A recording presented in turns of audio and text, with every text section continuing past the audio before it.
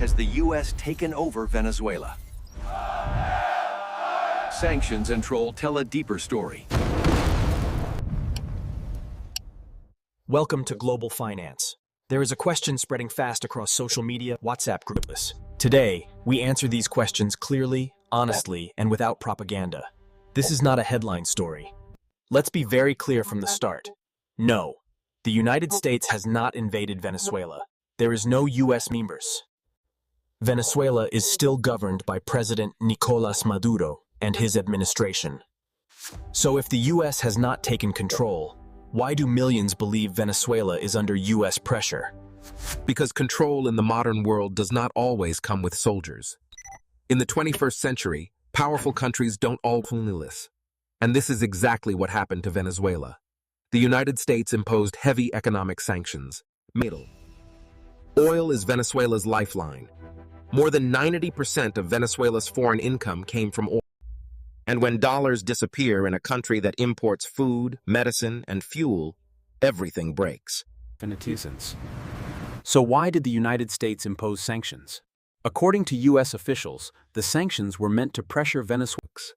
The U.S. officially says sanctions were imposed because of alleged election fraud, human rights violation. Washington recognized the opposition at one point and refused to accept Maduro's leadership as legitimate. But critics ask a different question. If this was only about democracy, why target oil so aggressively? Venezuela has the largest proven oil reserves on Earth, more than Saudi Arabia, more than Russia. Oil gave Venezuela power, but also dependency. For years, the government spent oil money freely. When oil prices collapsed, and sanctions followed, there was no backup plan. The result: hyperinflation, currency collapse, empty shelves, mass poverty. Money became so worthless that people used it as scrap paper.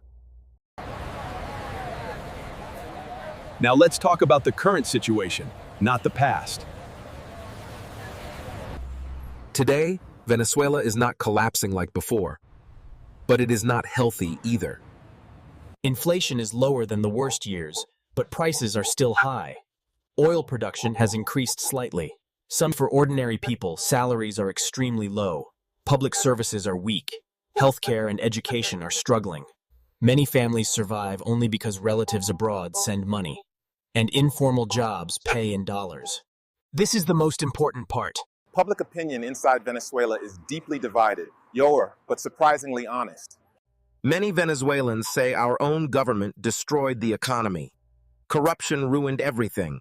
Leaders, they blame economic mismanagement, corruption, and political repression. Others say sanctions destroyed ordinary people, not politicians. This is economic punishment. And then there is the largest group, the silent majority. They say, we don't care about ideology anymore. More than 7 million Venezuelans have left their country. This is one of the largest migrations in modern history. Doctors became delivery drivers abroad. Engineers worked as waiters. Families were separated across continents. People don't leave their homes in millions unless life becomes unlivable. This migration is the strongest evidence that something went terribly wrong. Venezuela is not alone. When the U.S. applied pressure, China and Russia stepped in. China gave billions in loans and took oil as repayment, securing long-term energy access. Russia offered diplomatic protection, military cooperation, and political backing. Venezuela became part of a global power struggle. The U.S. uses sanctions. China uses loans. Russia uses influence. And Venezuela became the battlefield without a single bomb.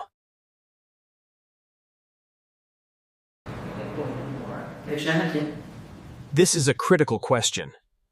Did sanctions change the government? Did sanctions hurt the economy? Yes. Did sanctions hurt ordinary people? Sanctions are powerful, but they don't always achieve political goals. They often punish civilians more than leaders. Is Venezuela a warning to the world? Yes. Oil wealth alone is not enough.